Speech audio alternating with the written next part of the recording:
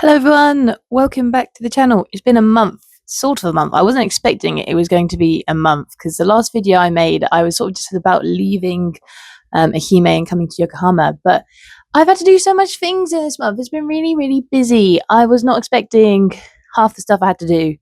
But I'm sort of near the end of the transition from moving to Ehime to Yokohama. And man, that month was really interesting, just in the amount of in the world of living in Japan, the beauty is paperwork. I had to do so much paperwork in this last month that I am so tired of paperwork. I never want to see it again. And definitely the beauty of moving from one prefecture to another. It's helpful if I have to do it again. Hopefully, fingers crossed, for my time in Japan, from what I've seen in Yokohama, I think if I'm going to stay in Japan long term, I don't know, we'll see what happens in life. You never know. But I think I'm going to try and make Yokohama my current base because from what I see in this prefecture, it's very nice. I like it.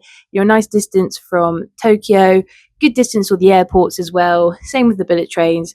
It's a perfect distance to do a lot of things in Japan. But man, the paperwork you just have to go through moving to one prefecture to another is loads, and the documents you have to change. It's all fun days spending in City Hall because half of this stuff you still have to do it in person. You can't do it online, and I think, especially from the UK to Japan, that's definitely one of the biggest things I find very interesting with Japan is everything is still very in person. Like, I had to change my driving license, so I had to update it with my new address. Same with all my document cards and my residence cards. All has to be done in person. And for me, what's wild with a lot of it, with my cards, the information is not kind of updated on the card like it is, but isn't at the same time, because the official print information still has all my old information on. And then on the back of their card, they just kind of stamp the new information on, which for me, I just think it could lead to like mistakes happening in the long run because someone has to look at it quickly. They might look at the old address rather than the new one. So I find that very interesting that you kind of just don't get like a brand new card with all the information updated.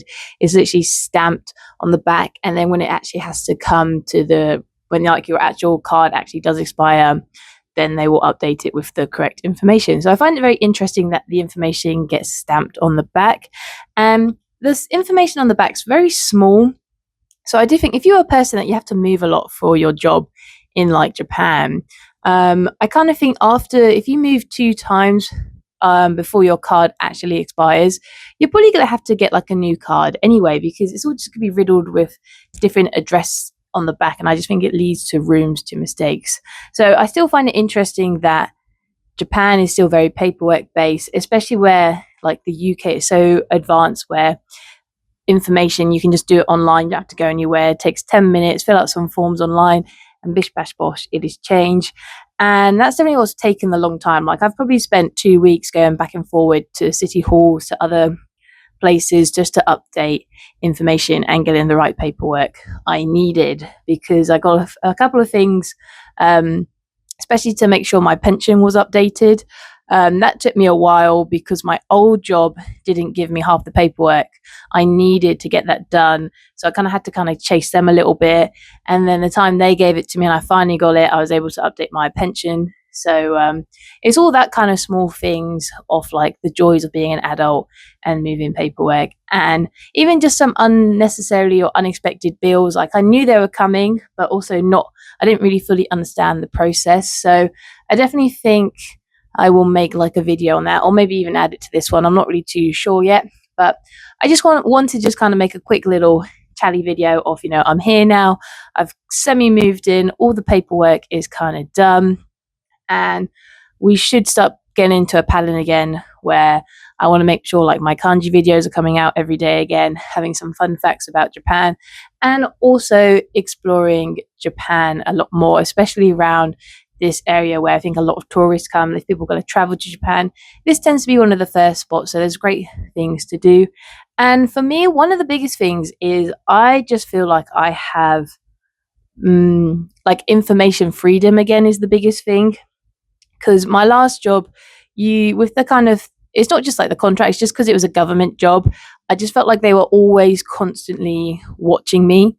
So I never wanted to post things on social media as much. I just knew how their whole attitude was.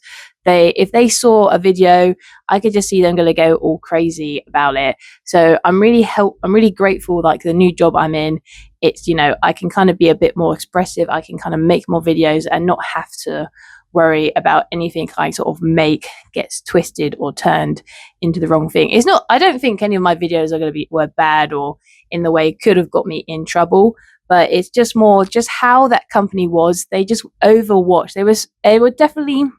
They're the biggest company I've ever worked with, the worst micromanagement of my life. And just that whole attitude to everything, I was just like, I just don't want to risk it. I don't want to gamble it. So I just thought, if I start trying to find a job where they're not too kind of, you just come and do the work and leave, that's all you need, which I've now thankfully found. So I can definitely just kind of be a bit more creative and make some videos in a lot more safer environment, I do feel like. So yeah, enjoy it. There's some new things to come. I'm here. Expect the videos to kind of slowly start getting into a better schedule now, but the move's here. I do want to do an apartment tour soon, but there's a few things I just want to get put up and like make it look nicer. We're kind of about 90% there, but there's like a few posters I want to hang up, but I'm just waiting to get some frames and some poles and stuff. So once I've kind of actually got like all the artwork hanged on my walls, I will do a proper apartment tour. But we're nearly there. We're nearly done. So yeah, I just want to make a quick update on I'm here, I'm safe, paperwork's done, and we're going to talk about all the funs of moving to one prefecture and another, and some of the things you need to expect, especially if you are a person who's one, maybe thinking to move into Japan, or two, if you're living in Japan, but you don't really know a lot of the rules and regulations, and you're thinking, I actually want to stay after my first job, especially if you've done a job and you've come to Japan, something like through Jet as well, because that's how I've come. I came through Jet. And I definitely have some thoughts and opinions of the whole Jet program that I will share one day in a video.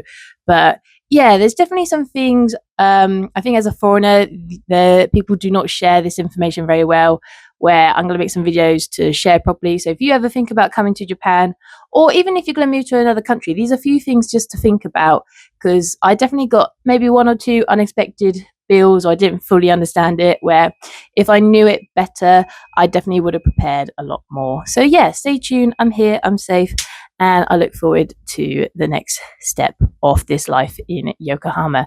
So I will see you guys very, very soon. Bye.